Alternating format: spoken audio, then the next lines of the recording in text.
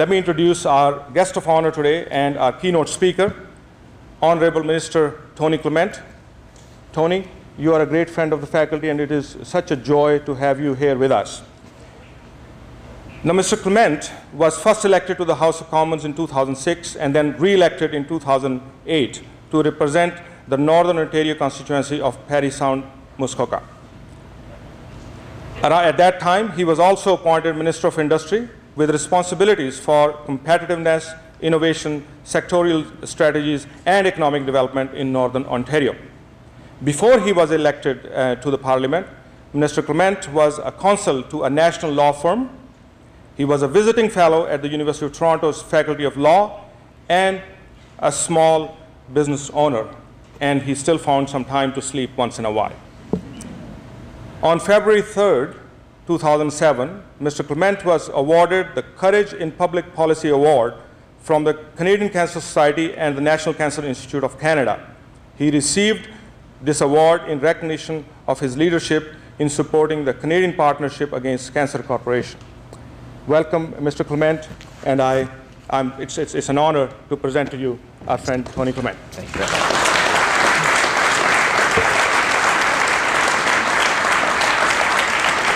Thank you very much, and good morning, one and all. It is wonderful to have you here. I'm sure this will be an excellent and exciting day here at the University of Waterloo campus. And Deep, thank you for a little bit of an explanation of the importance not only of today, but also the future and the past. To think that it was 40 years ago when the first faculty of Environmental Studies was created, and I was thinking back to those times because I can think back more than 40 years, as some people in the room can, and that was 1969, of course, which was when humanity first made it to the moon. And I was thinking, you know, when you think back at that time, that was really an important event, not only for science and space exploration, which is something that Canada is still very much a leader in. But it was also an interesting time because we first, as human beings, got to see the Earth from a different perspective. Those first images of the Earth that came back from the astronauts as they were on their way to the moon. There was one photograph I remember called Earthrise rather than Sunrise or Moonrise, where the Earth was rising above the horizon of the lunar landscape. And it really ignited in many of us a feeling that we're all on the same planet. Of course, you can say that rhetorically, but this was a visual image that went along with the rhetoric, and it really was the start of the modern day environmental perspective and the environmental movement, I really do believe. So 40 years ago, humanity landed on the moon, and 40 years ago, the University of Waterloo had the first environmental studies program. I think there's a direct link on both of those things, and here we are 40 years later with a very important occasion marking the official opening of the School of the Environment, Enterprise and Development, which I will hitherto now mention as SEED just to survive all of the syllables. But this is, I know, the culmination of a great deal of hard work dating back many years, and I'm sure that this is an event that will have as equal an impact on Canada's future as well. Deep is going to mention a little bit later the connection between what you're doing here and the town of Huntsville, which is my hometown, the part of the riding that I represent, and it is just so exciting. David Johnson, of course, is here. For the first time in a long time, I've missed his remarks, but I'm sure they were excellent and to the point. But David, your leadership, and Deep, your leadership in creating that connection, that academic connection with Huntsville, Muskoka, what we're doing in that region of our country, I think is extremely forward-looking and will create so many benefits for future generations as well. So I'm not going to dwell into that. That's Deep's territory. He's going to fill you in. But it is a very exciting project for me as a as a local MP as well as for the University of Waterloo. David, of course, and I have a lot of contact on a lot of different issues. Just last week we were at the Association of Universities and Colleges of Canada at the annual fall meeting of that organization, and I can tell you how proud he is. You get to see him here at the University of Waterloo. I get to see David in many different venues and milieus, and he is just so proud of what the University of Waterloo is accomplishing, not only for the region here, but indeed for the country. And he is like a Pied Piper, spreading that message for the whole country, and is a great asset to your institution. Of course, it's all about partnership, and our government has been contributing to this wonderful project through what we call the Knowledge Infrastructure Program, or KIP, which will help offset new construction costs and retrofits for teaching facilities and the project development space. And I can tell you that your local representatives, whether it's Peter Braid or Harold Albrecht or Stephen Woodward, all of these representatives were tirelessly working on your behalf. My arm was twisted quite regularly, and certainly it was of great joy when we were able to announce federal funding for this particular project.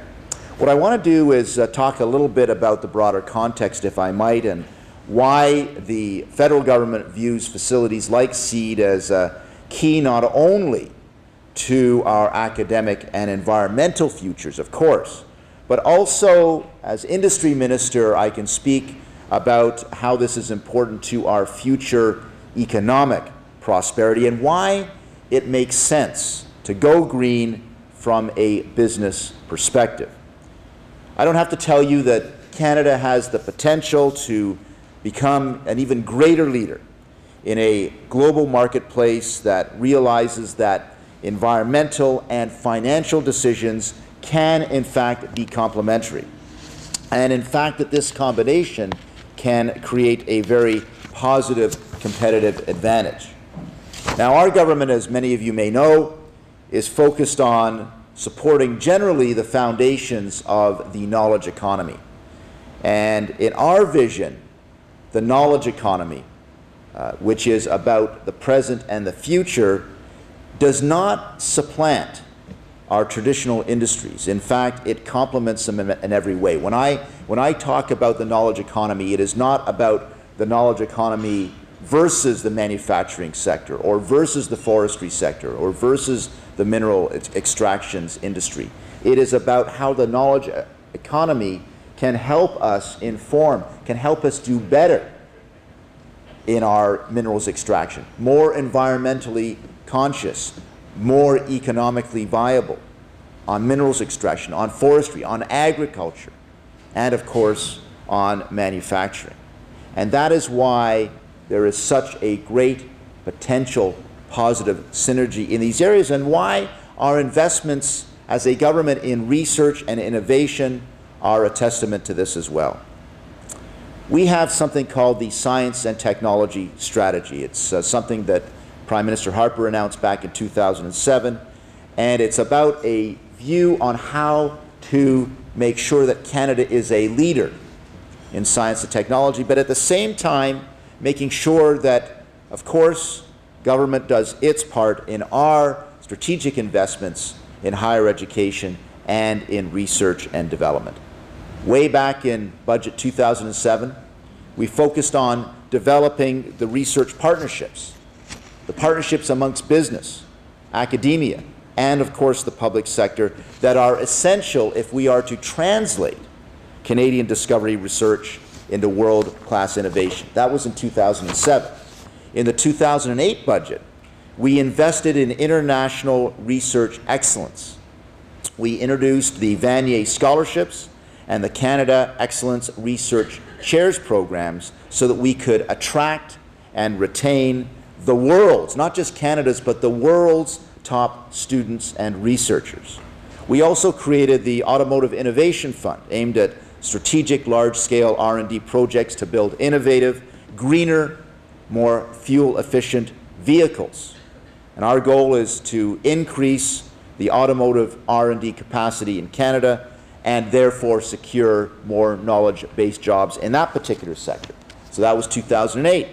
Then came the 2009 budget, and through our economic action plan, we made one of the largest investments in science and technology in Canada's history, investing an unprecedented additional amount over and above the current budget of $5 billion in addition for science and technology. Now, as I said before, SEED received $14 million in funding from the Action Plan's Knowledge Infrastructure Program. And let me just explain KIP to you for a moment, if I may. The KIP is a $2 billion initiative across the whole country that is funding infrastructure projects at colleges and universities that are needed to be done now. And KIP represents what can be achieved when we have constructive two-way dialogue. University and college presidents, David and others, told us that post-secondary infrastructure was their top priority to strengthen the overall system of support for Canada's researchers. And as it turns out, investing in this infrastructure was also a vital way to stimulate our economy during the global economic recession by creating jobs right here for Canada and for Canadians. And so with KIP, need met opportunity. And I'm proud to say, as of last month, all $2 billion for KIP have been committed to projects on campuses right across this country. I've had the opportunity to visit some of these from Victoria to St. John's and all the way in between, and I got to tell you, it is so exciting to see these new projects all across our campuses. And I'd be remiss if I did not mention previous federal investments right here in this region for the Perimeter Institute and the Institute for Quantum Computing, two very special and important projects that will, again, keep Canada at the forefront of this very important scientific research and, of course, commercialization. So there's no doubt that the Government of Canada's significant long-term investments in science and innovation will bolster our economic position and will serve us very well as our economy recovers and as we seek to be competitive against the entire world for those new jobs, new opportunity for our children and our grandchildren. But it's more than just these strategic investments. When you look at deepening globalization and the emergence of intercontinental supply chains, well, it means that capital and many services are more mobile than ever. Many industries, as we know, are undergoing consolidation, and companies are being forced to adjust and to refocus the way they go about meeting their objectives. So why then does it make sense to go green now from a business perspective? Well, I'm a former Ontario Minister of the Environment, and I know the value of a school that blends business and environmental studies. It makes such good sense on so many different levels. Indeed, we are transitioning away from the days when adopting green business practices were thought of as economic sacrifices, not economic opportunities. Ladies and gentlemen, simply put, we need to do a better job of balancing those two objectives, the economy and the environment. But what I think is lost in this debate is that these two objectives are obviously, to me and probably to you, quite complementary.